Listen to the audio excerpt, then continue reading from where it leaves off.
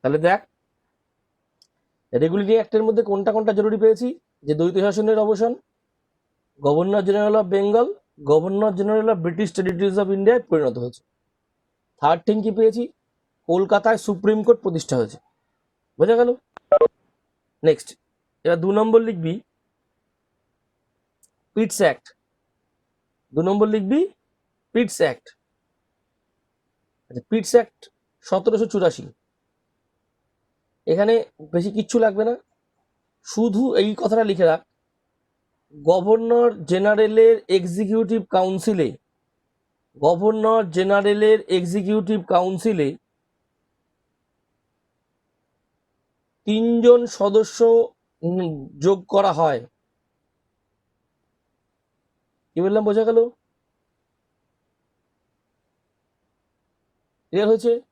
দেখ, বেশি কিচ্ছু লিখবি না, প্রথম ফেজে যেটুকু বলছি সেটুকু লিখবি, প্রথমে একটু কাজ কর, তারপরে নেক্সট বাকি কাজগুলো করা যাবে।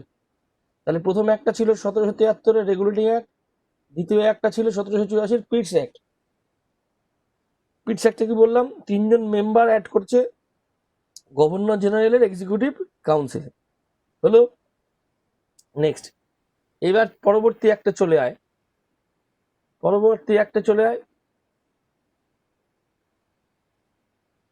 চার্টার অ্যাক্ট না, তারপর লেখ পিটের অ্যাক্ট, আরেকটা লেখ পিটের অ্যাক্ট 1786। লেখ পিট অ্যাক্ট 1786। এর পরেরটা লেখ, শরীরটা খারাপ আছে একটু, ধীরে ধীরে বলছি, হ্যাঁ বলছি, পিটের অ্যাক্ট 1786। এখানে একটা জিনিস দরকার হবে, লেখ governor general commander in chief হয়ে যান। গভর্নর জেনারেলের হাতে বা governor general commander in chief হয়ে যান, এইটুকু লিখে রাখ। হয়েছে? নেক্সট,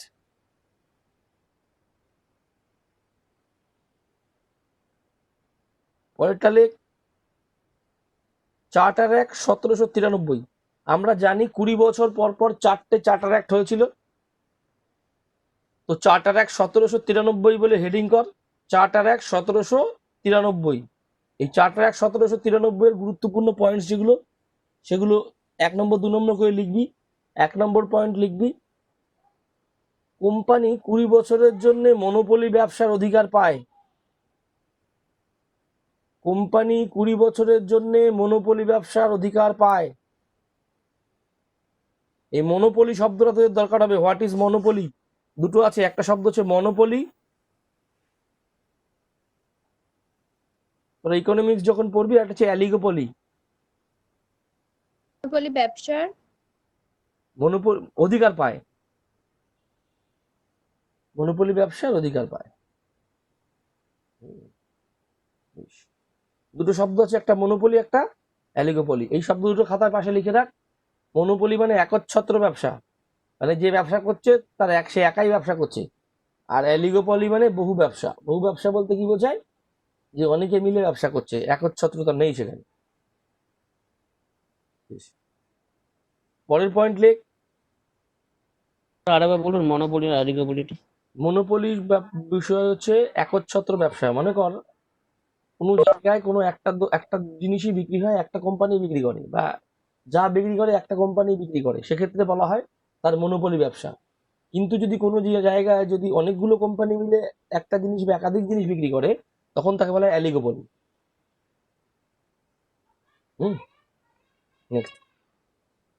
নেক্সট পয়েন্ট লেখ, সমস্ত ল গুলোকে ভারতীয় ভাষায় ট্রান্সলেট করা হয়। এটা লাগবেই, সমস্ত ল গুলোকে ভারতীয় ভাষায় ট্রান্সলেট করা হয়।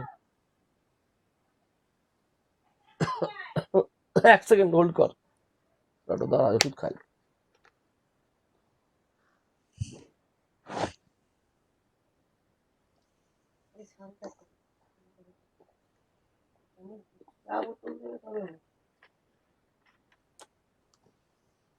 নেক্সট পয়েন্ট লেখ, বললাম সমস্ত ল গুলোকে ভারতীয় ভাষায় ট্রান্সলেট করা হয়। কোন নেক্সট। ভাষায় হবে? হ্যাঁ হ্যাঁ,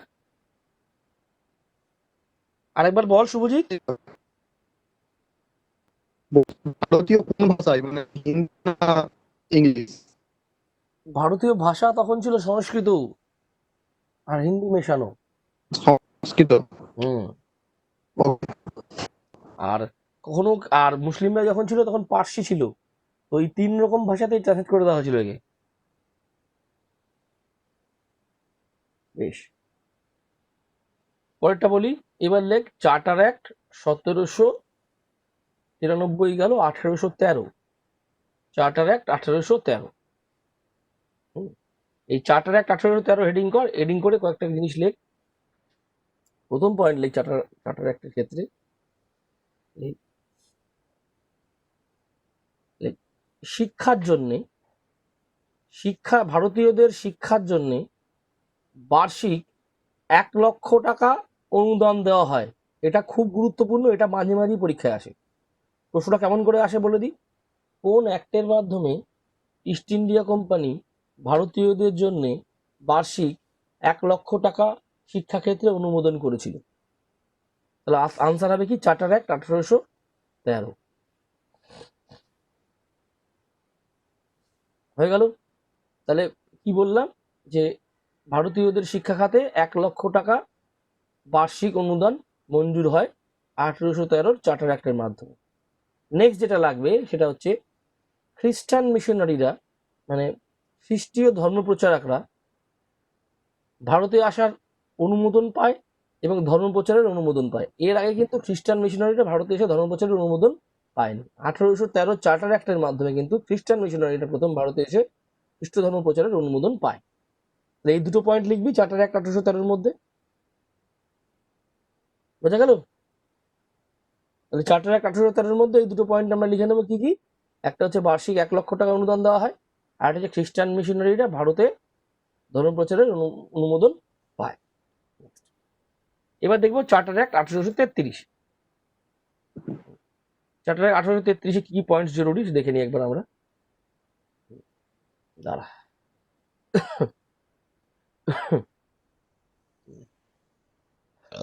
সরি।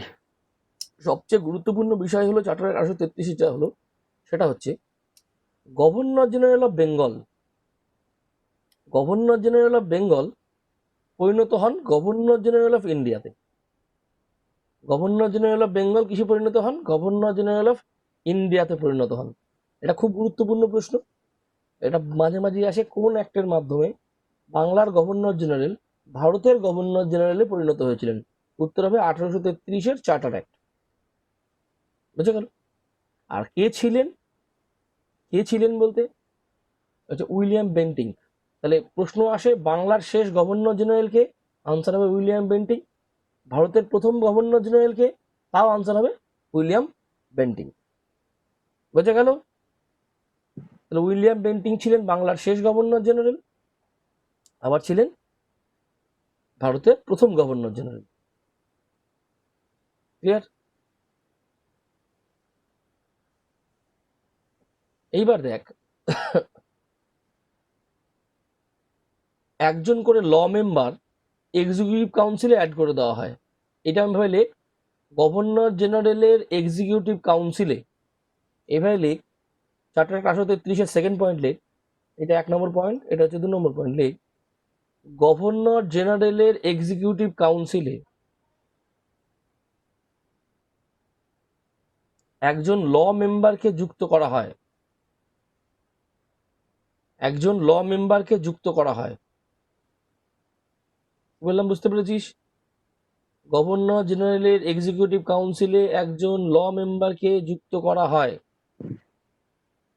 ল মেম্বারের পাশে ব্র্যাকেট লিখবি উইদাউট পাওয়ার টু ভোট। ল মেম্বারের পাশে লিখবি উইদাউট পাওয়ার টু ভোট। দেখ বাবা, যেটুকু বলছি সেটুকুই লিখে নে, পরীক্ষায় সুবিধে হবে। তারপরে অন্য পরীক্ষা দিলে বড় বড় বই পড়িস। এটুকু দিয়েই প্রশ্ন আসে, ঠিক সেটাই আলোচনা করছি যেখান থেকে প্রশ্ন আসে। Without power to vote. তারপরের পয়েন্ট লেখ, তারপরের পয়েন্ট লেখ ম্যাকুলি। পরের পয়েন্ট লেখ ম্যাকুলি। এই ম্যাকুলি ছিলেন প্রথম ল মেম্বার। তোরা একটা শুরু থাকবি ম্যাকুলিস মিনিট বলে একটা শব্দ শুনে থাকবি। এই ম্যাকুলি ছিলেন হচ্ছে প্রথম ল মেম্বার। পরীক্ষার প্রশ্ন আসে প্রথম ল মেম্বার কে, আনসার কি হবে? ম্যাকুলি। বুঝতে পারছিস তোরা? এই ম্যাকুলি ছিলেন প্রথম ল মেম্বার। নেক্সট পয়েন্ট দেখ, যেটা দরকার হবে সেটা হচ্ছে এখানে আর এই দুটো পয়েন্টই মনে রাখবি। এখান থেকে আর অন্য প্রশ্ন খুব একটা আসা যাওয়া করে না তোদের ছোট পরীক্ষার জন্য। আমরা পরবর্তী একটির দিকে চলে যাই, 1853-এর চার্টার অ্যাক্ট। 1833-এর চার্টার অ্যাক্ট গেল, 1853-এর চার্টার অ্যাক্ট। তোরা কি সকলে লিখছিস বা শুনছিস? 1853 সালের চার্টার অ্যাক্ট পড়া যাক। 1853-এর চার্টার অ্যাক্টের মধ্যে যেগুলো দরকার হবে সেটা হচ্ছে ফার্স্ট পয়েন্ট লিখবি যে ল মেম্বারকে ফুল টাইম মেম্বার করা হয়, ফুল মেম্বার করা হয়। 1853 চার্টার অ্যাক্টে কি লিখবি? ল মেম্বারকে ফুল মেম্বার করা হয়।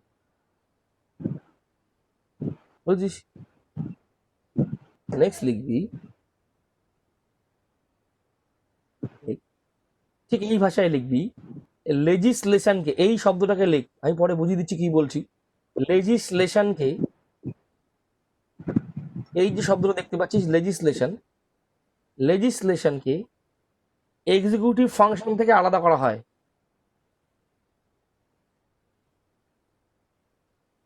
প্রথমবার এই লেজিসলেশনই কি আর এক্সিকিউটিভ ফাংশনই কি আমি একটু বোঝাই।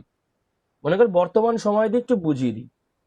বর্তমান সময়ে নির্বাচিত প্রতিনিধিরাও আমাদের দেশ শাসন করছে, আবার যারা অ্যাডমিনিস্ট্রেটিভ অফিসার তারাও আমাদের দেশ শাসন করছে, বা তারা আমাদের দেশকে দেখাশোনা করছে।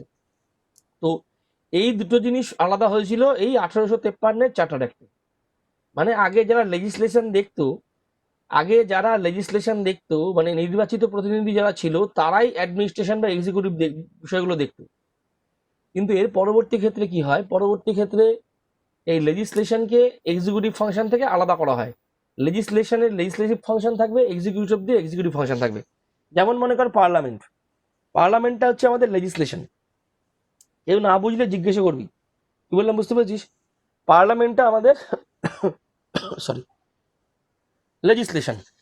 আর বাকি যে মনে কর অফিসাররা আছে বা সচিব বল বা মনে কর যে সমস্ত মানে কর্মচারী রয়েছেন তারা হলেন এক্সিকিউটিভ। এদের প্রথম আলাদা করা হয়েছে কোন জায়গা থেকে? এই কনসেপ্টটা 1853-এর চার্টার অ্যাক্ট থেকে। কারোর কোনো বুঝতে অসুবিধা হলে সঙ্গে সঙ্গে জিজ্ঞেস কর। কেউ কি বুঝতে পারিস না এমন আছিস? হ্যালো, সকালে বুঝেছিস? আচ্ছা আরেকবার বলুন ওটা। বলছি এই যে মনে কর আমাদের দেশে তো মনে কর নির্বাচিত প্রতিনিধিরা আছেন, নেতা মন্ত্রী আছেন, আবার গভর্নমেন্ট অফিসাররাও আছেন। আগে কি হতো, এর আগে 1853-এর আগে এই নির্বাচিত প্রতিনিধিরাই গভর্নমেন্টের যেসব কাজকর্ম সেসব সামলাতো। 1853-এর চার্টার অ্যাক্টের ফলে লেজিসলেশনের কাজকর্মের সাথে এক্সিকিউটিভ ফাংশনসগুলোকে আলাদা করে দেওয়া হয়। তাদের দুজনে দুরকম ফাংশন। পার্লামেন্ট আইন তৈরি করবে, সেই আইনের দেখাশোনা করবে এক্সিকিউটিভ। বুঝতে পারলাম? নেক্সট দেখ, পরের পয়েন্ট যেটা লাগবে তোদের সেটা হচ্ছে এই পয়েন্টটা, রিক্রুটমেন্ট টু সিভিল সার্ভিস। যে সিভিল সার্ভিসে রিক্রুটমেন্ট একটা ওপেন অ্যানুয়াল কম্পিটিশনের মাধ্যমে শুরু হয়। সিভিল সার্ভিস শুরু হয়েছিল 1853 সালে ওপেন অ্যানুয়াল কম্পিটিশনের মাধ্যমে, ভারতীয়দের বাদ দিয়ে। তখন কিন্তু ভারতীয়রা সিভিল সার্ভিস পরীক্ষায় বসতে পারতো না। বোঝা গেল কি বললাম? এটা লিখে নে, সিভিল সার্ভিস পরীক্ষা শুরু হয় ওপেন অ্যানুয়াল কম্পিটিশনের মাধ্যমে, ভারতীয়দের বাদ দিয়ে। লিখেছিস?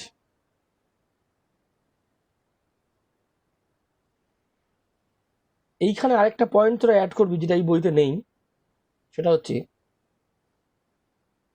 বাংলার জন্যে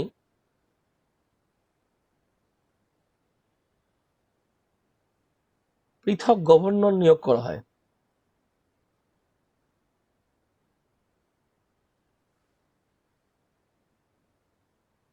বোঝা গেল কি বললাম? বাংলার জন্য পৃথক গভর্নর নিয়োগ করা হয়।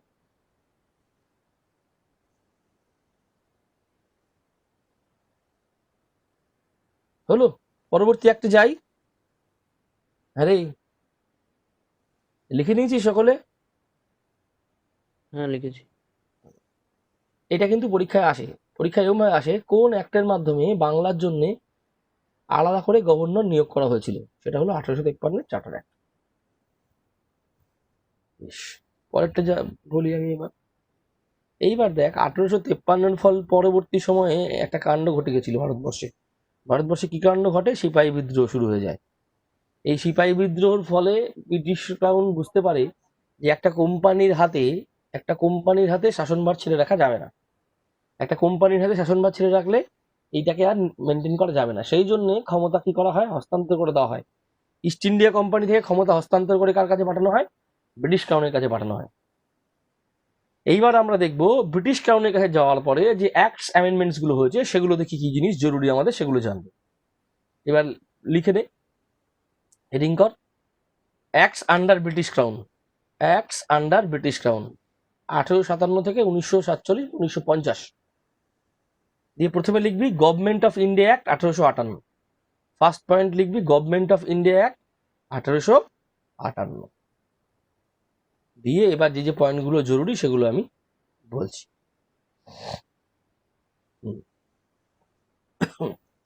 দেখ, প্রথমেই যে জিনিসটা আমাদের জরুরি হবে 1858 গভর্নমেন্ট অফ ইন্ডিয়া অ্যাক্টের মধ্যে, সেটা হলো সেক্রেটারি অফ স্টেট। এই পোস্টটা তৈরি করা হয়। কি বললাম বুঝতে পেরেছিস? সেক্রেটারি অফ স্টেট এই পোস্টটাকে তৈরি করা হয়েছিল। প্রচুর পরীক্ষার প্রশ্ন এসছে। সেক্রেটারি অফ স্টেট এই পদটি কোন অ্যাক্টের মাধ্যমে তৈরি হয়? ক্লিয়ার?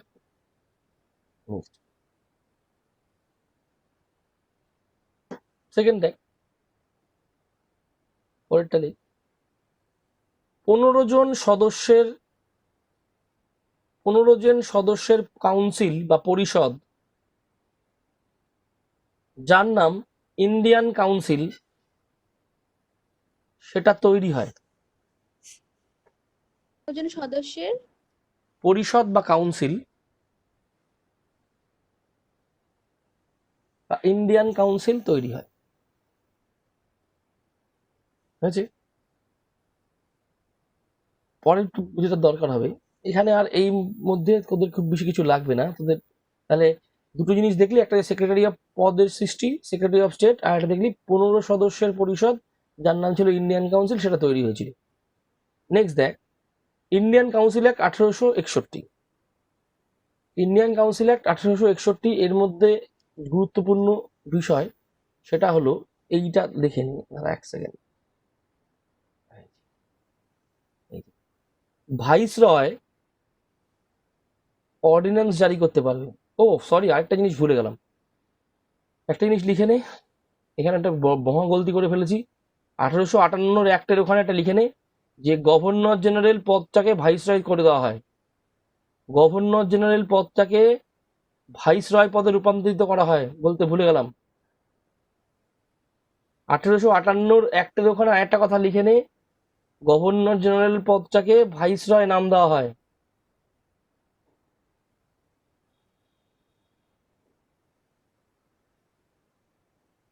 লিখে নিয়েছিস? এবার লেখ Indian council act 1861। Indian council act 1861, এখানে কি কি জিনিস দরকার হবে? দেখ, প্রথম দরকার হবে ভাইসরয় যে কোনো ইমার্জেন্সি বা বিপদকালীন পরিস্থিতিতে অর্ডিন্যান্স জারি করতে পারবেন। এই লাইনটা দরকার। ভাইসরয় ইমার্জেন্সিতে অর্ডিন্যান্স জারি করতে পারবেন। আরেকটা জিনিস খুব জরুরি, এক্সিকিউটিভ কাউন্সিল তার নাম হয় সেন্ট্রাল লেজিসলেটিভ কাউন্সিল। এইটা লিখে রাখ, এক্সিকিউটিভ কাউন্সিল এর নাম হয় সেন্ট্রাল লেজিসলেটিভ কাউন্সিল। পরীক্ষায় প্রশ্ন আসে কোন অ্যাক্টের মাধ্যমে এক্সিকিউটিভ কাউন্সিলের নাম পরিবর্তন করে সেন্ট্রাল লেজিসলেটিভ কাউন্সিল করা হয়েছিল। হলো? নেক্সট, তাহলে এই দুটো পয়েন্ট এখানে লিখে নিলি। একটা হচ্ছে ভাইসরয় অর্ডিন্যান্স জারি করতে পারবে, আর একটা হচ্ছে এক্সিকিউটিভ কাউন্সিল সেন্ট্রাল লেজিসলেটিভ কাউন্সিলে পরিণত হবে। নেক্সট, পরের একটা দেখ, 1892 এর ইন্ডিয়ান কাউন্সিল অ্যাক্ট 1892 এর ইন্ডিয়ান কাউন্সিল অ্যাক্ট। এখানে একটা বিরাট গুরুত্বপূর্ণ জিনিস হয়েছিল। কি জিনিস হয়েছে একটু দেখে নিই। কেন্দ্রে যেমন লেজিসলেটিভ কাউন্সিল তৈরি হয়েছে আগের অ্যাক্টে সেন্ট্রালে, তেমন প্রভিন্সগুলোতেও বা আঞ্চলিক ভিত্তিতেও বা অঞ্চল ভিত্তিতেও প্রভিন্সিয়াল লেজিসলেটিভ কাউন্সিল কিন্তু তৈরি হয়। তো লিখে রাখ যে সেন্ট্রাল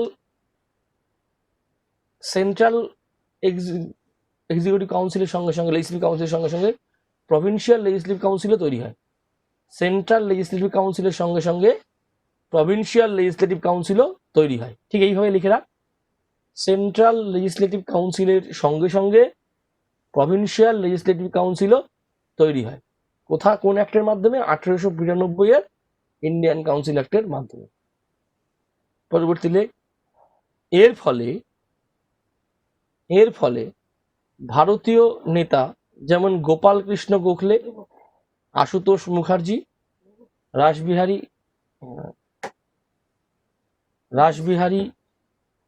ঘোষ, এস.এন. ব্যানার্জি এরা লেজিসলেটিভ কাউন্সিলে যোগদান করেন। এই নামগুলো জরুরি: গোপাল কৃষ্ণ গোখলে, আশুতোষ মুখার্জি, রাসবিহারী ঘোষ, এস.এন. ব্যানার্জি এরা লেজিসলেটিভ কাউন্সিলে যোগদান করার রাস্তা পান বা যোগদান করেন।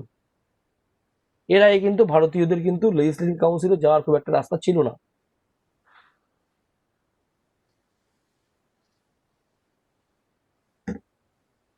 হচ্ছে, লিখতে পেরেছিস? নেক্সট, পরেরটা বলবো, এগিয়ে নিয়ে যাবো পরেরটায়। নামগুলো আরেকবার বলবেন? হ্যাঁ হ্যাঁ, গোপাল নামগুলো। কৃষ্ণ গোখলে, হুম। আশুতোষ মুখার্জি, রাসবিহারী ঘোষ, এস.এন. ব্যানার্জি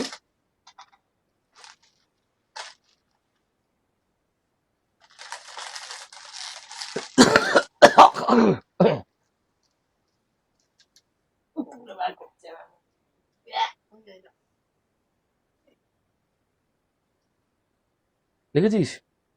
এই গোপাল কৃষ্ণ গোখলের পাশে লিখে রাখ grand old man of India.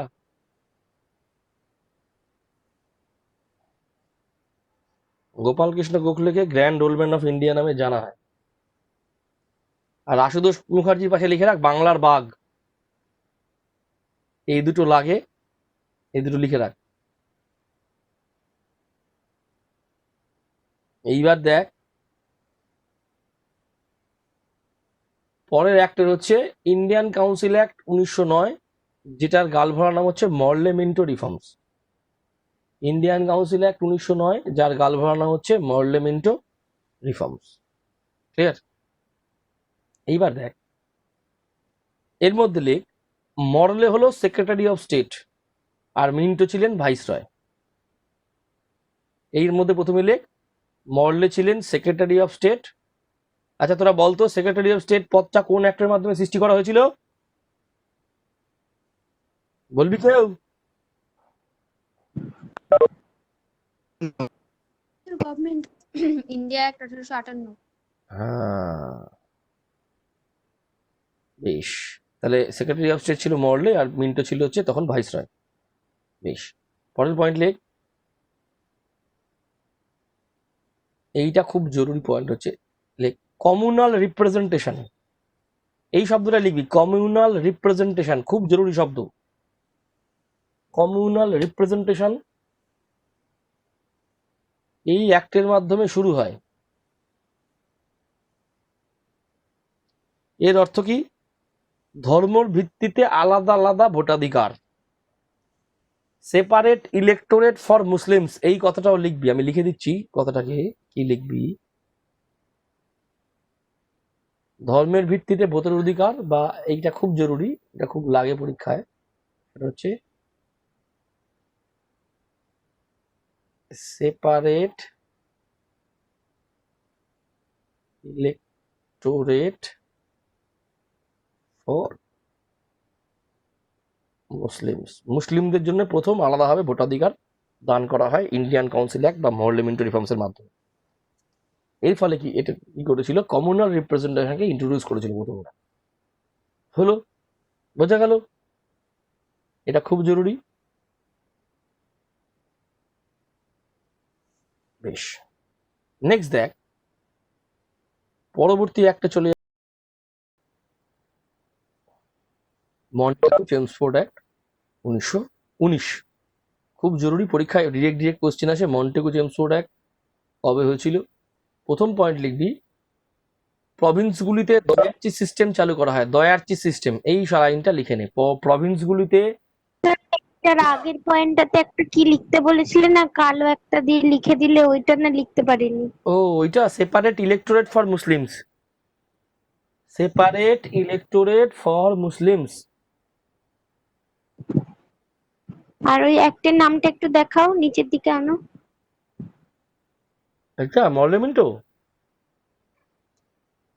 ঠিক আছে ঠিক আছে। হুম হুম দেখ, এখানে আর যেটা লাগবে সেটা হলো একটু রিপিট করুন ফার্স্ট পয়েন্টটা। প্রভিন্সগুলিতে দয়ার্চি সিস্টেম চালু করা হয়। আছে, নেক্সট লিখ, কেন্দ্রে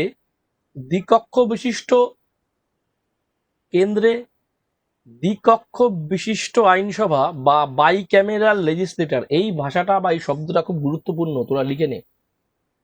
এই যে বাইক্যামেরাল লেজিসলেটর খুব আসে পরীক্ষায়।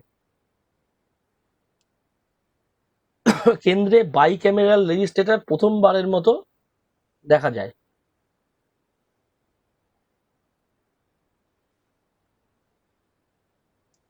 দিয়ে পাশে লিখবি, কিন্তু এর প্রয়োগ প্রথম করা হয় 1935-এর গভর্নমেন্ট অফ ইন্ডিয়া অ্যাক্টের পর। পরীক্ষায় যদি প্রশ্ন আসে, কি বললেন? হ্যাঁ বলছি, পরীক্ষায় যদি প্রশ্ন আসে যে এই যে বাইক্যামেরাল লেজিসলেটর কোন অ্যাক্টের মাধ্যমে তৈরি করা হয়েছিল, তার আনসার হবে কি, মন্টেগু চেমসফোর্ড অ্যাক্ট 1919। এবার যদি প্রশ্ন আসে যে এই বাইক্যামেরাল লেজিসলেটর কবে থেকে প্রয়োগ করা শুরু হয়েছিল, তার আনসার হবে গভর্নমেন্ট অফ ইন্ডিয়া অ্যাক্ট 1935। বুঝতে পারলাম? তাহলে পরীক্ষায় বাইক্যামেরাল লেজিসলেটর এই শব্দটা বেশ গুরুত্বপূর্ণ। দ্বিকক্ষ বিশিষ্ট আইনসভা, দ্বিকক্ষ বিশিষ্ট আইনসভা 1919। নেক্সট, পরবর্তী পয়েন্ট লিখবি যেটা, কমিউনাল রিপ্রেজেন্টেশনটা শিখ, খ্রিস্টান ও অ্যাংলো ইন্ডিয়ানদের মধ্যেও ছড়িয়ে দেওয়া হয়েছিল। কি বললাম বলছিস? কমিউনাল রিপ্রেজেন্টেশনটা শিখ, খ্রিস্টান ও অ্যাংলো ইন্ডিয়ানদের মধ্যেও ছড়িয়ে দেওয়া হয়েছিল। এর আগে কমিউনাল রিপ্রেজেন্টেশন কাদের মধ্যে প্রথম ছড়ানো হয়?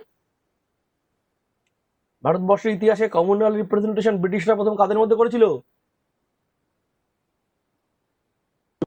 মুসলিম। মুসলিমদের জন্য। এর আগের একটা দেখেছি আমরা 1909, তাই না? বেশ, এই দুটো জিনিস গুরুত্বপূর্ণ ছিল, এগুলো লিখে নিয়েছিস। এইবার দেখ, আমরা দেখবো হচ্ছে গভর্নমেন্ট অফ ইন্ডিয়া অ্যাক্ট 1935। এটা খুব জরুরি অ্যাক্ট। এই গভর্নমেন্ট অফ ইন্ডিয়া অ্যাক্ট 1935 এর যা মোটামুটি স্ট্রাকচার ছিল, আমাদের বর্তমানে ভারতীয় সংবিধানের যা গঠন বা স্ট্রাকচার, একে এই গভর্নমেন্ট অফ ইন্ডিয়া অ্যাক্ট 1935-এর ছায়া বলা চলে বা রূপরেখা বলা চলে। কিরকম আমরা দেখে নিই। তাহলে হেডিং কর গভর্নমেন্ট অফ ইন্ডিয়া অ্যাক্ট 1935, করেছিস? Government of India act 1935। এখানে যে জিনিসগুলো লাগবে সেটা দেখে নিই আমরা। দাঁড়া, এটা একটুখানি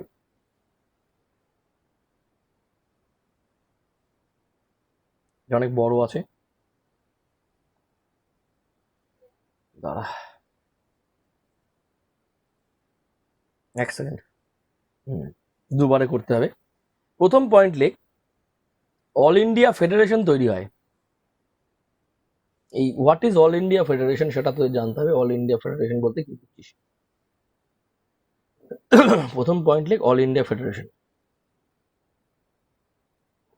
দেখ 1935 যে ভারতবর্ষের যে চেহারা ছিল তাতে ব্রিটিশ অধিকৃত কয়েকটা জায়গা ছিল আর কিছু কররাজ্য বা প্রিন্সলি স্টেট ছিল। তখন দু রকম ছিল জায়গা, একটা হচ্ছে প্রিন্সলি স্টেট, একটা হচ্ছে ব্রিটিশদের অধিকৃত রাজ্য। এরা না প্রথমে সম্পূর্ণ বিষয়ে আলাদা আলাদা ছিল। এরা নিজেদের মধ্যে সংযুক্ত হয়ে তৈরি করে অল ইন্ডিয়া ফেডারেশন। মনে থাকবে কি বস্তুটা অল ইন্ডিয়া ফেডারেশন বলতে কি বুঝলাম আমরা? যে ব্রিটিশ প্রভিন্স আর প্রিন্সলি স্টেট এরা মিলে তৈরি করে অল ইন্ডিয়া ফেডারেশন। ক্লিয়ার হলো? দয়ার্চি সিস্টেম যেটা প্রভিন্সে ছিল সেটা সেন্ট্রালও অ্যাপ্লাই হয়ে যায়। তো লিখে রাখ, দয়ার্চি সিস্টেম কেন্দ্রেও প্রয়োগ করা হয়। সেকেন্ড পয়েন্ট,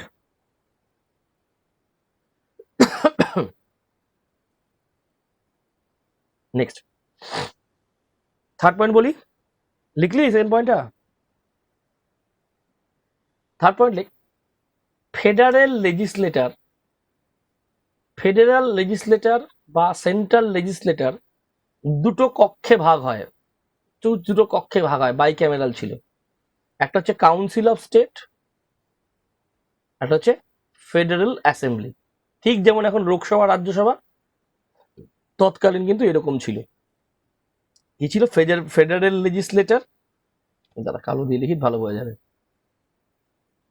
ফেডারেল লেজিসলেটরের দুটো ভাগ কি কি ছিল? একটা হচ্ছে কাউন্সিল অফ স্টেট আর একটা ছিল ফেডারেল অ্যাসেম্বলি। বোঝা গেছে? এই দুটো ভাগে বিভক্ত ছিল। নেক্সট থার্ড পয়েন্ট, কিসের পয়েন্টটা? হ্যাঁ, ফেডারেল লেজিসলেটর বা সেন্ট্রাল লেজিসলেটর দুটো ভাগে ভাগ করা ছিল। একটা ছিল কাউন্সিল অফ স্টেট, একটা ছিল ফেডারেল অ্যাসেম্বলি। ক্লিয়ার? ঠিক যেমন লোকসভা ছিল, বর্তমান লোকসভায় তৎকালীন সময়ের ফেডারেল অ্যাসেম্বলি, এটাও 5 বছরের জন্য ফিক্স ছিল। কি বললাম বুঝতে পেরেছি? এটাও 5 বছরের জন্য ফিক্স ছিল। নেক্সট আর এখানে লাগবে, পরবর্তীটা বলে দিই। দেখ নেক্সট যেটা লাগবে এর মধ্যে,